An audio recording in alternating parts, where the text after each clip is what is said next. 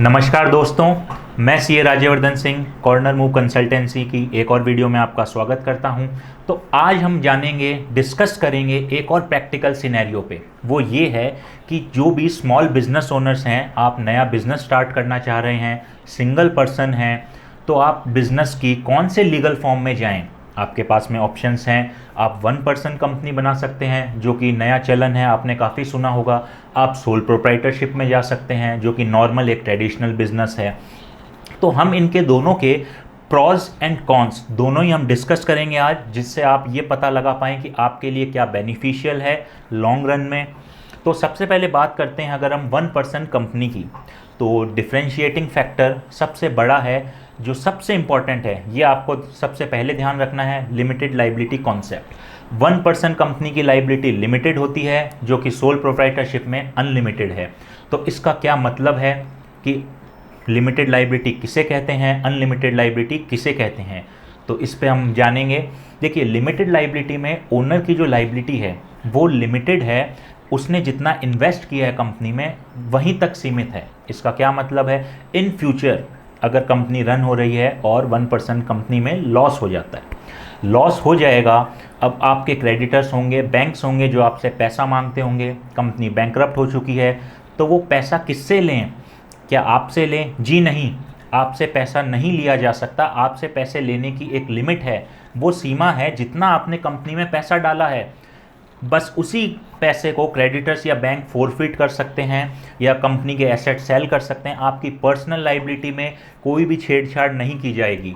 ये एक बहुत ही ज़्यादा बेनिफिशियल पॉइंट है लिमिटेड लाइबिलिटी का, जो कंपनी में ही मिलेगा, सोल प्रोप्राइटरशिप में नहीं मिलता है। सोल प्रोप्राइटरशिप में लाइबिलिटी है अनलिमिटेड रहती है। अनलिमिटेड का मतलब है कल को कंपनी को लॉस हुआ तो जो भी पैसा है, जब तक वो रिकवर नहीं होता है, आपके पर्सनल एसेट्स भी सेल ऑफ किए जा सकते हैं और फिर वो पैसा रिकवर किया जा सकता है। बट इस पॉइंट में एक काफ़ी ज़्यादा टेक्निकलिटी है या प्रैक्टिकल एस्पेक्ट है जिस पे आपको ध्यान रखना है। देखिए, आजकल बैंकिंग सेक्टर में क्या चल रहा है, बैंक्स क्या करते हैं, कभी भी कंपनी को लोन देते वक्त, मोस्ट केसेस में मैं आपको बता रहा हूँ, लोन देते वक्त ओनर जो है उसकी पर्सनल गारंटी ले लेते हैं। ओनर या कहें या फिर डायरेक्टर कहें, उनको पर्सनल गारंटर बना लेते हैं। तो उन्होंने ये कॉन्सेप्ट, बैंक्स ने लिमिटेड लाइबिलिटी का कॉन्सेप्ट एक तरीके से ख़त्म कर दिया, क्योंकि आपकी लाइबिलिटी अब हो गई है अनलिमिटेड, क्योंकि आप हैं पर्सनल गारंटर। सेम केस हमने देखा विजय माल्या जी के साथ। क्यों बैंक के इंडियन बैंकिंग सेक्टर उनके पीछे है, जबकि कंपनी डूबी, पैसा कंपनी से रिकवर होगा, क्योंकि वो पर्सनल गारंटर थे, इसीलिए उनको भागना पड़ा देश छोड़ के। तो आप भी ये पॉइंट हमेशा अपने मन में ध्यान में रखें कि अगर बैंक आपसे पर्सनल गारंटी ले रही है तो आपका लिमिटेड लाइबिलिटी का जो बेनिफिट है, जिस वजह से आप वन पर्सन कंपनी में आ रहे हैं, वो आपका ख़त्म हो जाएगा। इसका आपको खासा ध्यान रखना है। अगला पॉइंट है टैक्सेशन का। तो देखिए, टैक्स बेनिफिट्स जो हैं आपको, वो किस में ज़्यादा हैं? फॉर श्योर सोल प्रोप्राइटरशिप में आपको टैक्स बेनिफिट्स ज़्यादा हैं, क्योंकि वहाँ इंडिविजुअल स्लैब रेट्स लगती है, इंडिविजुअल के आपको जो भी एग्जेम्पशंस हैं वो ज़्यादा मिलते हैं। यहाँ पे वन पर्सन कंपनी में जस्ट उल्टा हो जाता है, स्लैब रेट्स नहीं हैं, कंपनीज़ की जो रेट्स है वो एप्लीकेबल हो जाती है, तो टैक्स हायर अमाउंट पे जाता है।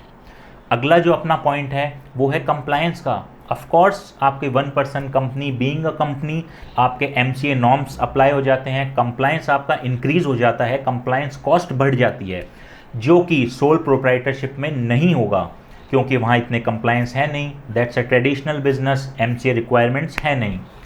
फिर stat audit, one person company में स्टैट ऑडिट कंपलसरीली आपको करवानी पड़ेगी, जो कि सोल प्रोप्राइटरशिप में तभी एप्लीकेबल है अगर आपका turnover if it exceeds 1 crore. ध्यान रखिए, 1 करोड़ से ऊपर टर्नओवर जाने पे ही आपको टैक्स ऑडिट एप्लीकेबल होगी। कुछ छोटे मोटे पॉइंट्स हैं जो हम डिस्कस करते हैं कि अगर वन पर्सन कंपनी का पिछले 3 साल का टर्नओवर 2 करोड़ से एक्सीड हो जाता है तो उसे कंपलसरीली प्राइवेट कंपनी में कन्वर्ट होना पड़ेगा। वो वन पर्सन कंपनी नहीं रहेगी, it will be cease to exist और run as a one person company. तो ये भी चीज़ आपको ध्यान में रखनी है कि आपका टर्नओवर बढ़ रहा है, ज़्यादा जा रहा है, तो आप वन पर्सन कंपनी में नहीं रह पाएंगे। और उसके अलावा अगर मैं कुछ और आपसे पॉइंट्स डिस्कस करूं तो देखिए 1% कंपनी में छोटा सा है, सेपरेट लीगल एंटिटी है, सोल प्रोप्राइटरशिप में नहीं होता है, business and owner are same. तो ये पॉइंट्स हैं, इनको आप ध्यान में रखिए नया बिजनेस स्टार्ट करते वक्त, क्योंकि स्टार्टिंग फेज किसी भी बिजनेस का बहुत इंपॉर्टेंट होता है और हम ये चाहते हैं आप अपना बिजनेस का स्टार्टिंग फेज जो बेस है, आपका फाउंडेशन है, वो काफ़ी स्ट्रांग रखें और स्ट्रांगली बिल्ड करें फॉर अ स्ट्रांग बिजनेस। और इसीलिए मैं कहूँगा आप इन सारे पॉइंट्स को ध्यान में रखते हुए डिसाइड करें, प्रोफेशनल एडवाइस भी लें, प्रोफेशनल गाइडेंस भी लें बिजनेस को स्टार्ट करने से पहले।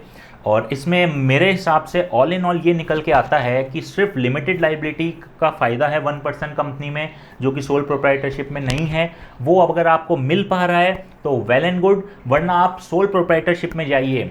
कंप्लायंस कम है, कंप्लायंस कॉस्ट कम है, बीइंग अ प्रोफेशनल मैं ये बात कह रहा हूँ कि कंप्लायंस कम है, बट फॉर अ क्लाइंट ये चीज़ इंपॉर्टेंट है कि आपका बेनिफिट किस चीज़ में है, आपके लिए फ़ायदेमंद क्या है।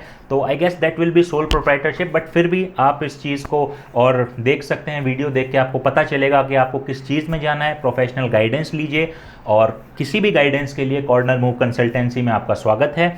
और मैं आप सभी का ये वीडियो देखने के लिए धन्यवाद करता हूँ। मैं चाहूँगा इस वीडियो को आप लाइक शेयर कमेंट करें। Thank you.